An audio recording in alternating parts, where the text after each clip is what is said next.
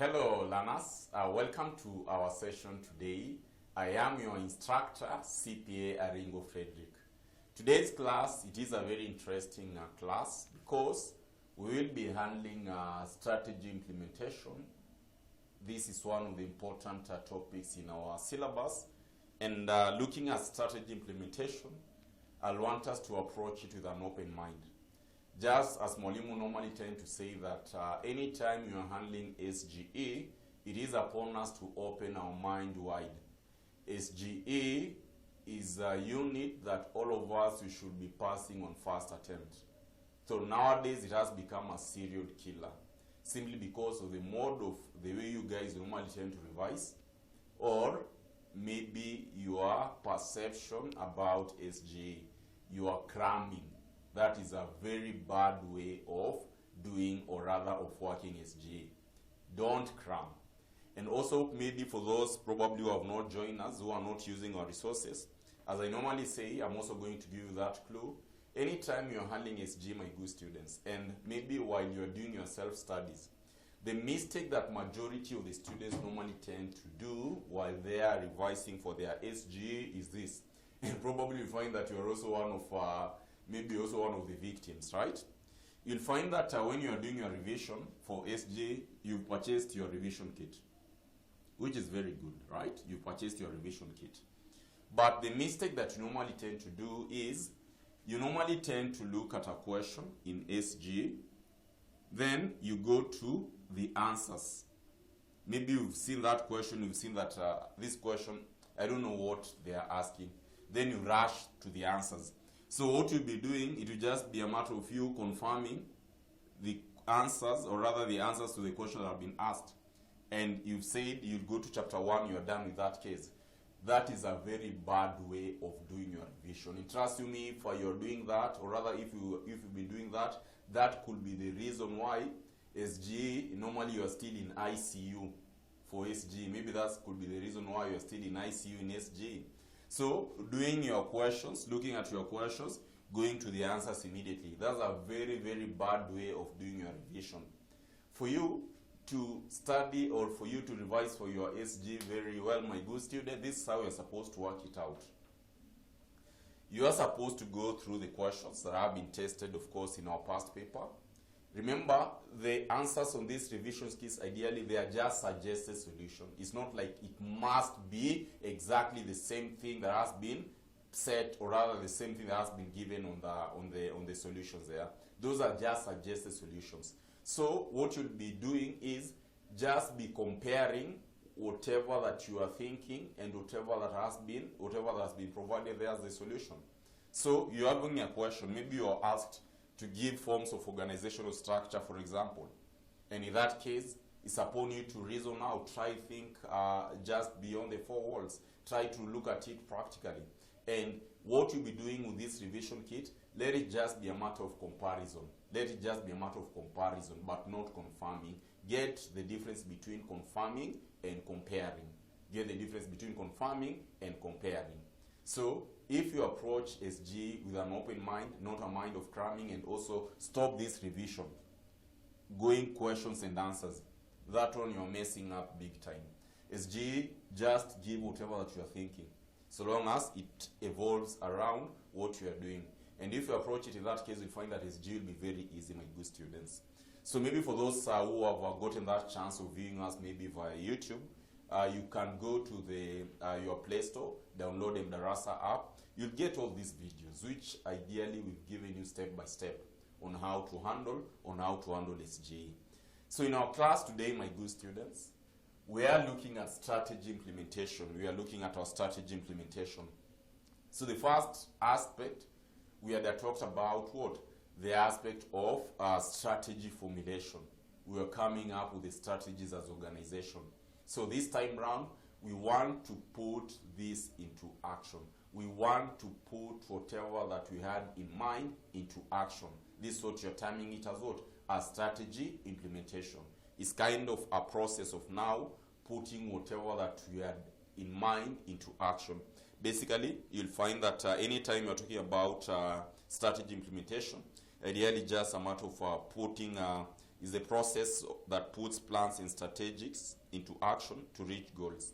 So in this case, my good students, we are putting out our strategies and plans into action. This is in simple terms, anytime you're talking about strategy implementation, is putting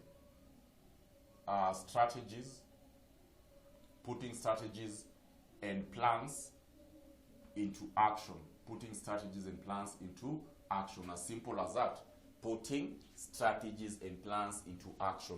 This is what you are talking about, strategy implementation. Strategy implementation. So we are talking about strategy formulation. Right now we are putting whatever that we have discussed, whatever that we had as a strategy, whatever that we had as our plans, now we are putting them into action. And to do this, there are some main concepts that you must always tend to have at the back of your mind anytime you are looking at this topic. Number one, it will be important for us to understand a concept known as organizational structure. It will be important for us to know and understand anytime you're talking about organizational structure, what should come at the back of our mind. And I deeply believe that organizational structure is not a new term for us, right? We'll also be talking about the other component known as resource allocation. Resource allocation. At this point, whenever we're talking about resource allocation, just as it is, common word as that, resource allocation. I know, and at now, there are some concepts which are ringing at the back of our mind, right? We'll also be looking at a very important element known as what? Organizational culture. Organizational culture. A very important concept again, organizational culture. Then talk about role of leadership in strategy implementation. The role of leadership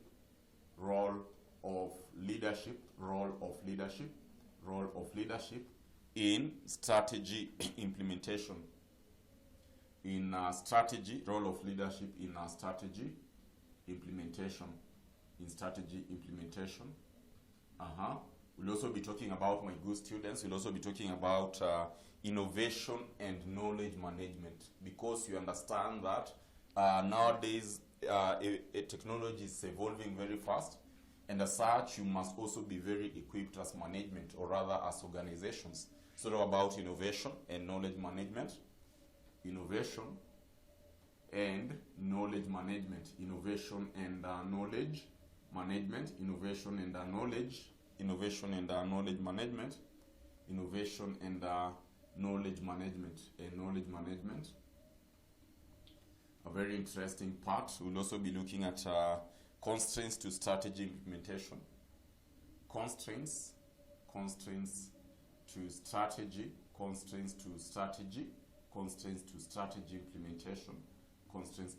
implementation. And also we'll be talking about management of strategic change. Management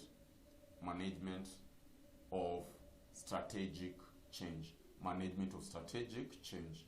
So at this level, anytime we'll be looking about strategy implementation, my good student, let this concept stick at the back of our mind. What we will be required to know and understand at the end of this topic, we should be very good on this. The aspect of us understanding organizational culture, resource allocation, organizational structure, talk about role of leadership in strategy implementation, innovation and knowledge management, constraint to strategy, management of strategic change. So that is what will be expected to have or to understand at the end of this topic. And as you can clearly see, my good students, all these concepts we can handle even without going through our notes, simply because they are more of practical elements. Say, for example, maybe if you're asked resource allocation, what are factors that you're going to consider while you are doing your resource allocation? Surely, if you ask such a case, or maybe you ask criteria to be used to allocate your resources. In such an event, you're supposed to take yourself in that field. You're supposed to take yourself in a practical world. At this point, first of all, ask yourself, whenever I'm talking of resource allocation, ideally, what are we talking about? Resource can either be in form of human resource, can either be in form of technological resources, can be in form of financial resources. You see? So at this point, we are looking at it widely. We are opening our mind wide and look at it practically. You'll find that we'll be having a lot of points. Organizational culture. What we as organization we do believe, what we normally tend to do every now and then.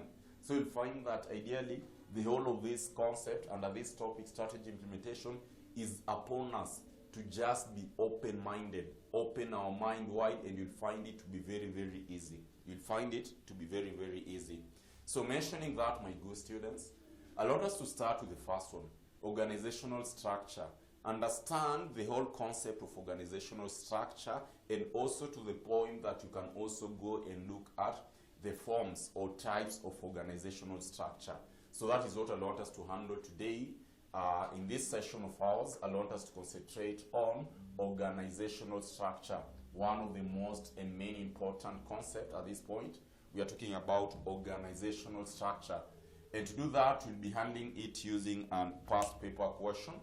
And this question was tested in November 2015. Let me share the question with us here so that you have the question. That's the question. November 15, question number 5B. Look at number 5B.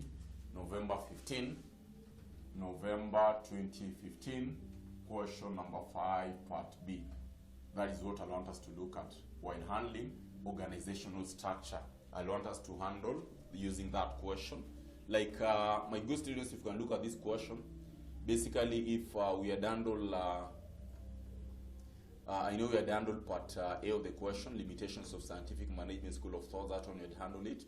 Highlight 4 reasons why employees' performance appraisal are carried out in organization. Purely a matter of us just thinking outside the four walls, a matter of us just thinking practically.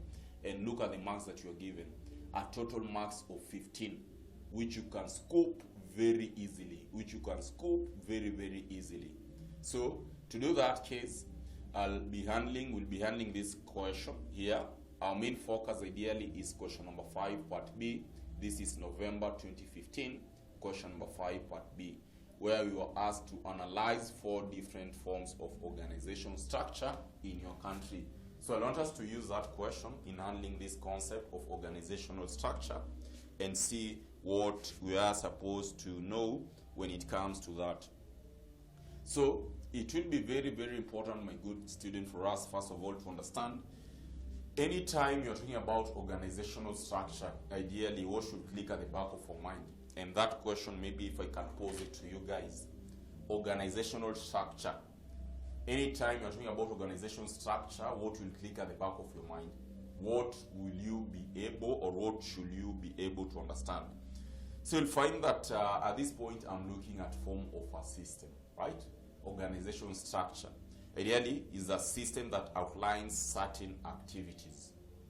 In that, is going to outline certain activities, how certain activities are directed towards achieving the organizational goals. Form of organizational structure.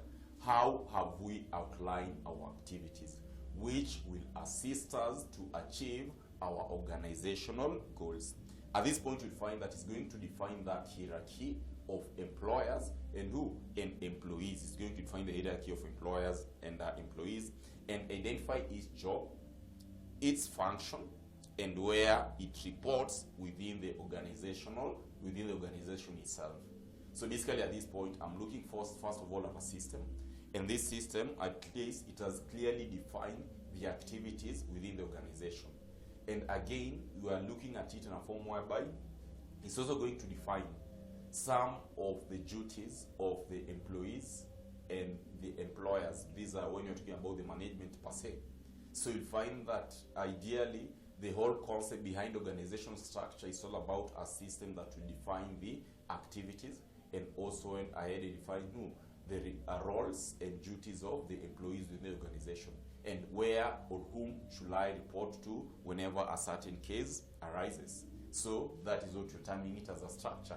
Remember, we don't have a specific definition of organizational structure, so long as you understand what is the concept behind organizational structure. And that's why, as Mwalimu is saying, we are looking at a form of a system that will clearly define the activities within this organization, and at the same time you'll find that it will clearly demonstrate how we should report matters within our organization, basically by giving the tasks of the employers and also maybe the task of the employees. So that is what you are looking at as organizational structure. The most important thing, the most important question that you must always tend to ask yourself anytime you're handling SGE is, why should we have this? What is the importance of us having this factor? So that should take us to importance of organizational structure. Importance of organizational structure. So talk about importance, we've looked at definition. Now talk about importance of organizational structure. What are the importance of organizational structure? Importance of organizational structure.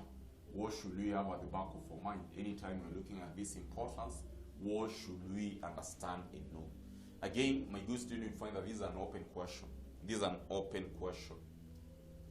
If I may ask you, for example, you are told to give the importance of organizational structure, my good student, what are you going to say?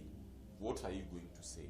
If Mwalimu here asks you now we've understood the concept of organizational structure. We are looking at a form of system which is going to define our activities, the person who is supposed to do certain activities, and when this activity should be done. And also you are looking at that aspect of what? Reporting system. Whenever I'm having certain element, or rather whenever I'm having certain issue, what is the hierarchy of reporting this? Now, the question is, what is the importance of us having such a system in an organization? What is the importance of us having such a form, such a structure in our organization?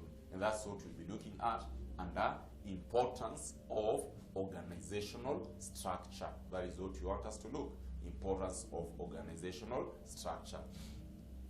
So by looking at the importance of the organizational structure, first of all, I'm going to give you in form of notes, then we'll be explaining this. And what I want you guys to grasp is the concept that Mwalimu will be explaining. So long as you have the key notes, you'll find that explanation, you can do it using your own terms. What I'm requesting you guys to understand and note is, first of all, make sure that you've understood the concept. Explanation, you can do it using your own terms, okay? So looking at amongst the importance, and remember, we are not limited to the points that Mwalimu is giving us only. You can have as many points as you can. What Mwalimu is giving you is just a guide, but you can have as many points as you can. So talk about, it clearly define the authority. Clearly define, it clearly defined, it clearly defines, it clearly defined, clearly defined. Authority, relationships. Authority, relationships, authority, relationships. Number two, you're talking about determines the location of decision centers. Determines the location, determines the location, determines the location of decision centers, We'll be explaining this case of decision centers. Talk about proper balancing of activities, proper balancing. Talk about proper balancing. We'll also be looking at a concept known as it also encourages growth, encourages growth, encourages growth, encourages growth. etc. Also, it acts, you can also term it as what? It acts as a form of a pattern of communication, per se. Talk about patterns act as it's a greater pattern of communication, greater pattern of communication, greater pattern of communication, etc. So we are looking at in so many other points. You can have as many points as we can. That's why, as we are saying, we are not limited to the points that Mwalimu is only giving. So at this point, my good students, we are looking at it practically, right? We are looking at it practically. So it said that number one, it clearly defined the authority relationship. Because on this organization structure that we'll be having, is going to clearly define the duty of who and who. And at the same time, you'll also kind of see that it also gives the responsibilities, also define the responsibility of who and who. So with such advantages, you'll find that at this point, things will clearly flow within organization. Things will clearly flow within our organization because first of all, you're looking at it clearly defines the authority and relationships. Number two, you're talking about it determines the location of decision centers. On this case, you'll find that at this point, you'll find that anytime you're talking about location of decision centers, us having that structure, we'll clearly know that maybe the top management is somewhere, top management. I'll be having, say, top management somewhere. And at this point, maybe I'll be having the middle management somewhere. I'll be having it somewhere. And maybe the aspect of, so we'll clearly know that probably if it's top management who are making the decision, it is going to be clearly defined within our organizational structure, We're not talking about proper balancing. What should we have in mind? Talk of proper balancing. At this point, you'll find that it's going to enable us to know the parties. Say I'm having, say if it is, maybe you're talking about the parties who are supposed to perform certain activities and the other parties who are supposed to perform certain activities. So you'll find that in this case, no department or no talk of it won't be having any form of department or any form of individual who will be kind of overstretched with the activities within the organization, simply because at this point it has been clearly defined in organization structure that these activities are for this department, for example, or for a certain individual. These activities are for a certain department or for a certain individual. So you'll find that these guys will be performing their activities, where also these other guys will be performing their activities. So as at the end of the day, you'll find that I'll be having proper balance within the organization. And as such, what will it lead to? Is going to assist the organization to achieve its objectives. It's going to assist the organization to achieve its objectives. That is a very key element to understand.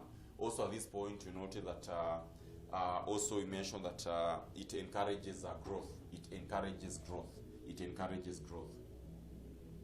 So anytime, my good student, anytime you are achieving our objectives, and you know very well that amongst the main objectives of the organization is always aspect of profit maximization and about wealth maximization. So as such, you will find that at this point, whenever I'm having proper balancing within the organization, growth will definitely come. Simply because you'll find that we will be achieving our targets, we will be achieving our goals, we will be achieving our objectives. And as such, the main advantage will come into place will be growth. Will be aspect of what? Will be aspect of growth. So the company will find that today we invested here, tomorrow you're going to invest here, meaning that the company will just be growing. And if the company is growing, the also other thing will be, and more so if we are looking at the affairs of our employees, also the life of these employees will also be improving.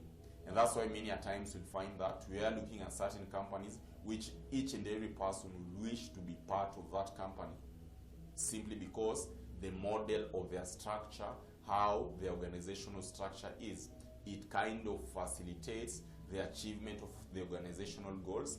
And of course, if the business is making a profit, or rather if there's that growth in the business, there's also that growth to who? To the employees, if it is a good company, right? If it's a good company. They talk about greater pattern of communication. Still, structure, organization structures, they have clearly defined who is to do what. Or it has also clearly defined whenever there's an issue, whom should we report to.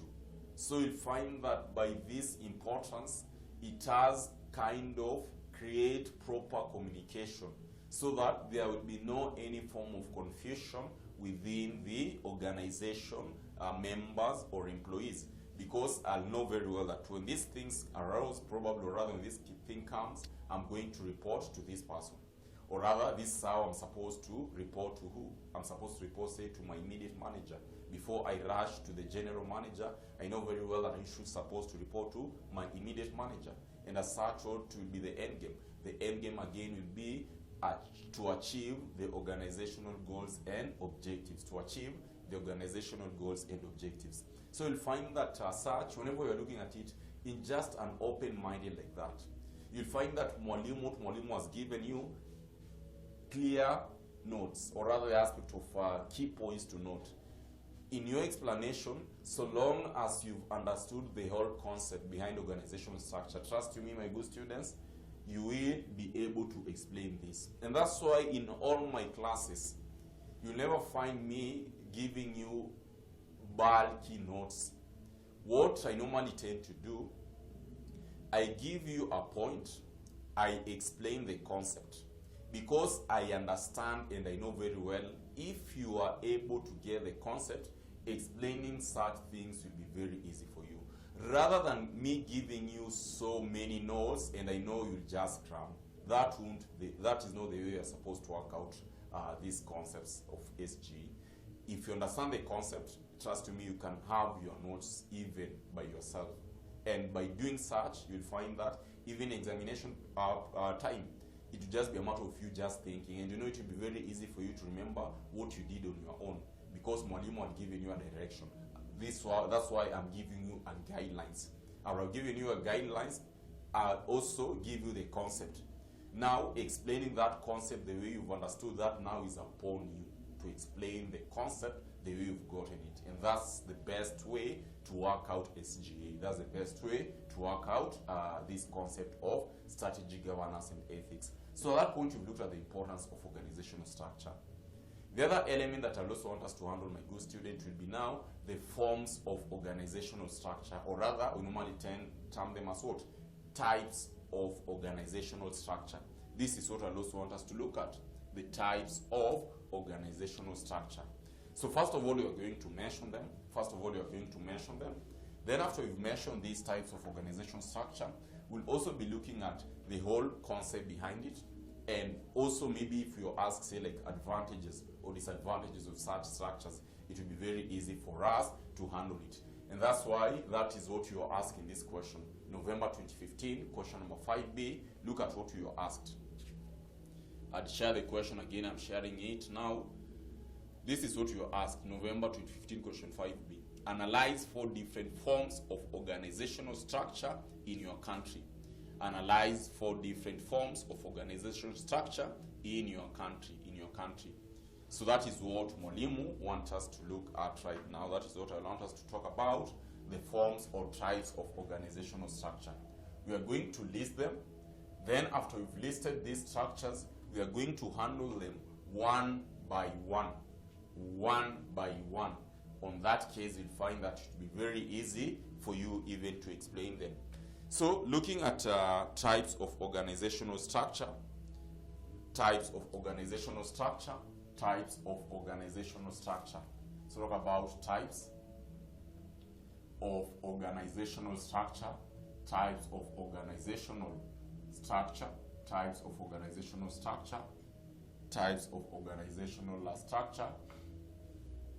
I want us to have the following. Number one, we'll be looking at functional organizational structure. Functional organizational structure. Number two, my good students, will also be talking about what is known as what? We'll also be talking about flat structure. Flat organizational structure.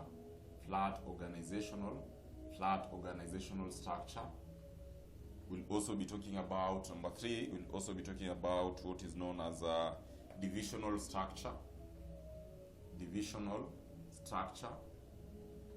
We'll also be talking about what is known as the aspect to do with the matrix structure.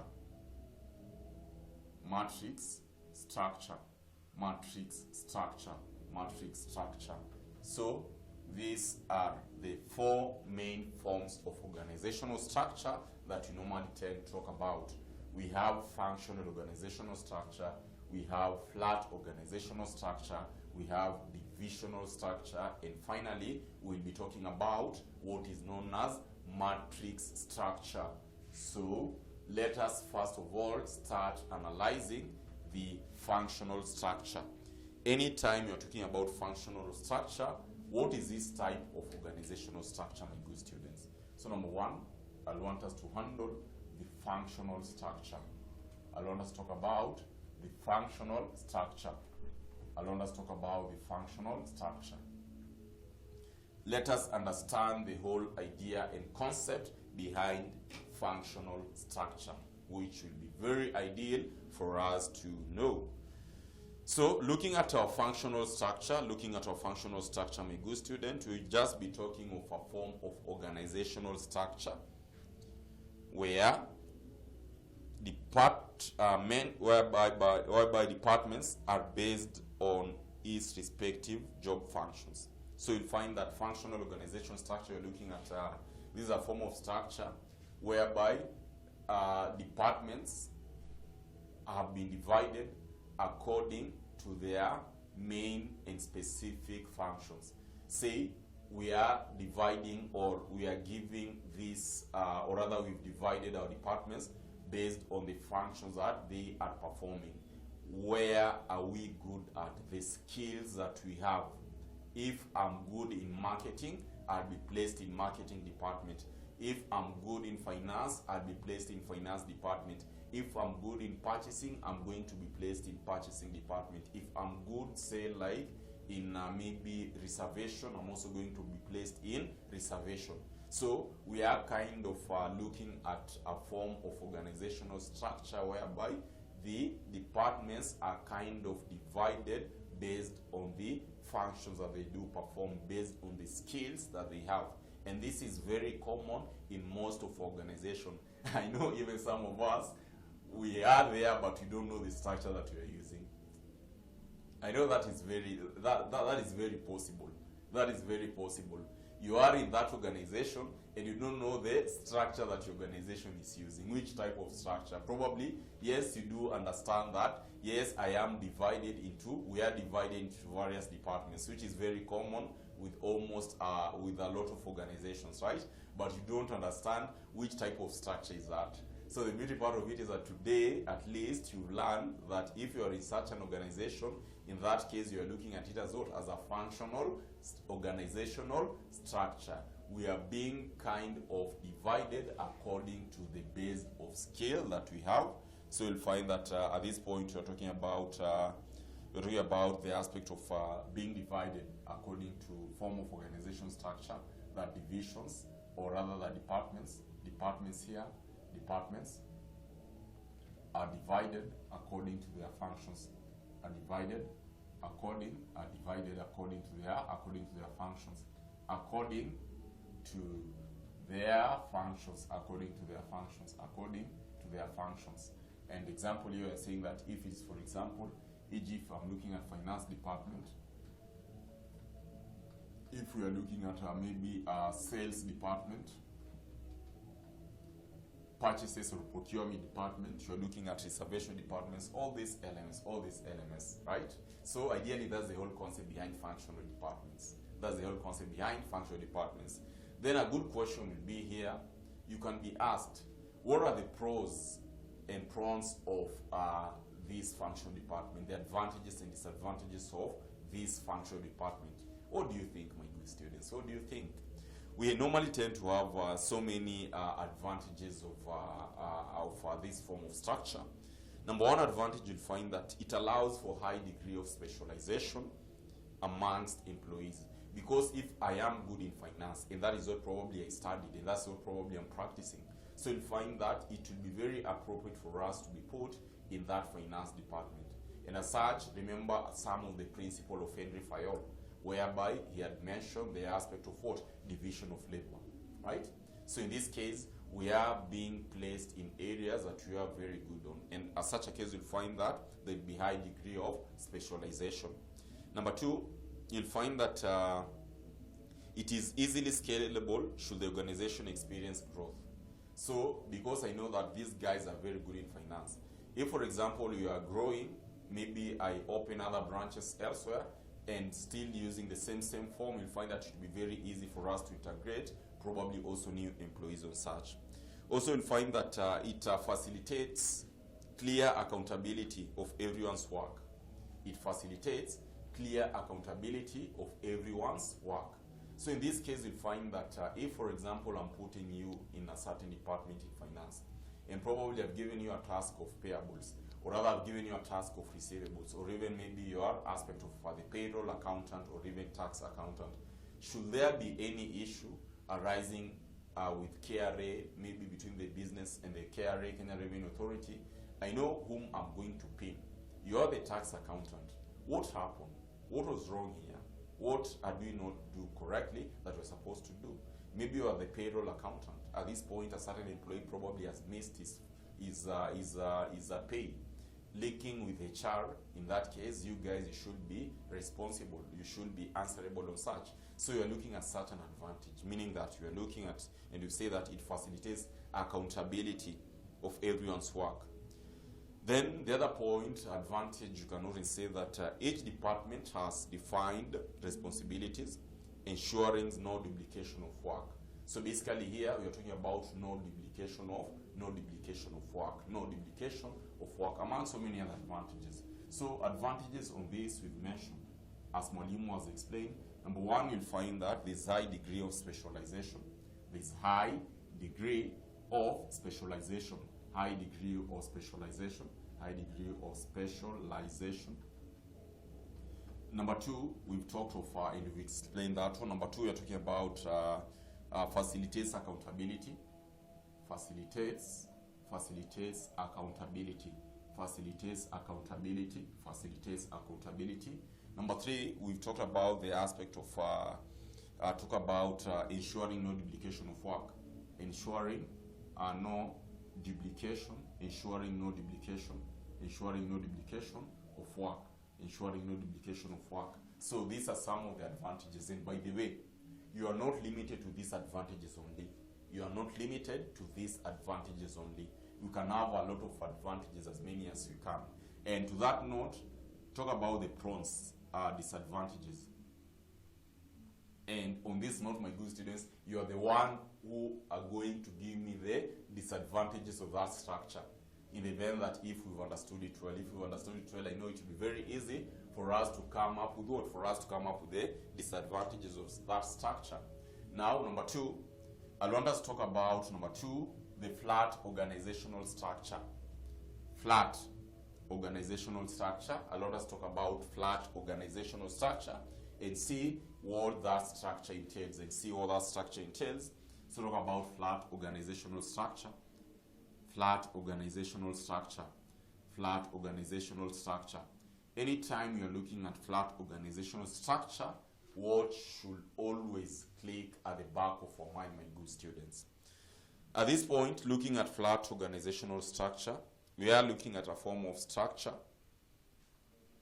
A flat organizational structure, you'll find that it limits the levels of management in a way that all staffs are in proximity to a degree of leadership. Whereby, at this point, you'll find that I don't have a form of I'm having I'll be having, say, like CEO here, right? While all these other people here, they're just almost the same. I'm having a leader, yes, but all the other remaining personnels, they have the same, not say same task, but the level of leadership in that they're each and every person is leading him or herself. And basically it normally tends to work in small organization. That's why you're terming it as what? As flat organizational structure. Whereby each and every person here, we don't have as much as we must have a leader. Yeah, we must have a leader. That's what we should understand. But going ahead, or rather going forward, you find that the remaining personnel within the organization is they are on the same level. Hakuna kusema huyu ni mkubwa kushinda huyu mwingine. they are on the same level, as much as probably they are performing different tasks, but they are on the same level. They are on the same level. They are on the same level. So that is what you're talking about, flat organizational structure. Flat organizational structure. Then on this other case, looking at the advantages, I want you to do a research for me. Give me the advantages of this and disadvantages of the same, and disadvantages of the same, so long as you've understood that concept clearly, right? So after we've talked of that, I'll also want us to talk about divisional structure being our number 3. Divisional structure. Divisional structure being our number 3. Talk about divisional structure. Divisional organizational structure. Looking at divisional structure. You'll find that this will normally tend to happen whereby I'm looking at an organization with different branches or different products, whereby I could be having, say, like, maybe you can talk of, I'm having this case for you to understand it clearly. I'm having, say, like, look at a good example. Maybe let us talk of, I normally love this guy a lot, Elon Musk, right? We're looking at Tesla as a company. Looking at Tesla as a company, you'll find that maybe at this point I'm having, maybe I'm having, the headquarters is in USA, and I'm having various branches in US. Maybe I'm having, say, various branches, say, like in Russia, for example. I'm having, say, like various branches, say, in China. I'm having various branches, say, like in China. And maybe I'm having various branches, say, like in Africa, for example, if he has one. Though we don't have Tesla in Africa as a company. So you'll find that in this case, we are looking at it in this form, divisional structure, whereby I'm having the parent company. These are various branches that we do have. And on these various branches, we do have the heads on these branches. Head of office, or rather the main office, then I'm having in different location, different branches in different location, or it could be products. Maybe I'm having, say, like Unilever. Unilever, a good example, a company, Unilever, they normally tend to produce a lot of products, right? So you'll find that each product line has its own manager and has its own probably what? Personnel and staffs. Each product has its own personnel and staff. So we could be having one main head office. So that is what you're timing it as what? As divisional structure. That is what you're timing it as what? As divisional structure. We're looking at a case whereby I'm having form of organization structure whereby, yes, we have a form of head office, but elsewhere we have various branches, or rather I'm dealing in a different product lines, different products lines. That is what you're terming it as what? As the aspect to do with divisional structure. Talk about the last one, matrix structure. Anytime we hear or anytime you see the term matrix, is a combination of various items, right? It is a combination of various items. So you'll find that for matrix structure, all employees have dual reporting relationships, reporting to 2, sometimes more bosses, depending on the situations or projects. Typically, this takes the form of functional reporting and product-based reporting. For instance, an employee works for one boss, but when a new project arises where they are needed, they'll then have to also report to that project's managers too. So I'm looking at a situation whereby it can combine the aspect of either functional and divisional, right? Whereby at this point, I am good in a certain task. For example, a job has come. I'm good in marketing and I'm also good in finance. Or rather, I'm having a project somewhere. So having project somewhere, in this case, I am working under a certain boss of mine, but probably when a new project comes again, I'll have to shift. I'll not report to that one. Remember, because we're looking at it as a form of how system where our activities are turned off being outlined in a certain way of this is how I'm going to report in the event of this case, I'm going to report to this person. So looking at matrix structure, my good students, we're looking at a form of whereby today I am reporting to a certain boss. Tomorrow I'll be reporting to a certain boss. Today I'm in this project. Tomorrow I am on that project. So you'll find that that system of structure won't be like, say, like functional purely on one area, or it won't be like divisional purely in this product only. Today I'll be in, say, amongst, say, like maybe soap when you're talking of Unilever. Tomorrow I'm on oil. So you'll find that it's kind of a structure which has mixed various form of organizational structure.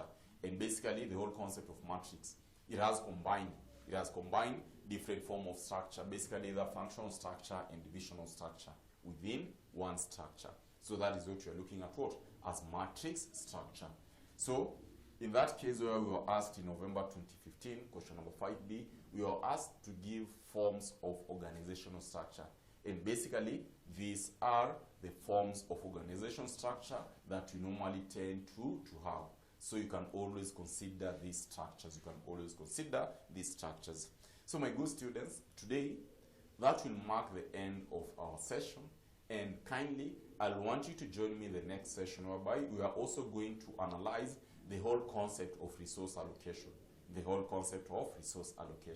So thank you so much, and let us meet in the next session. Thank you.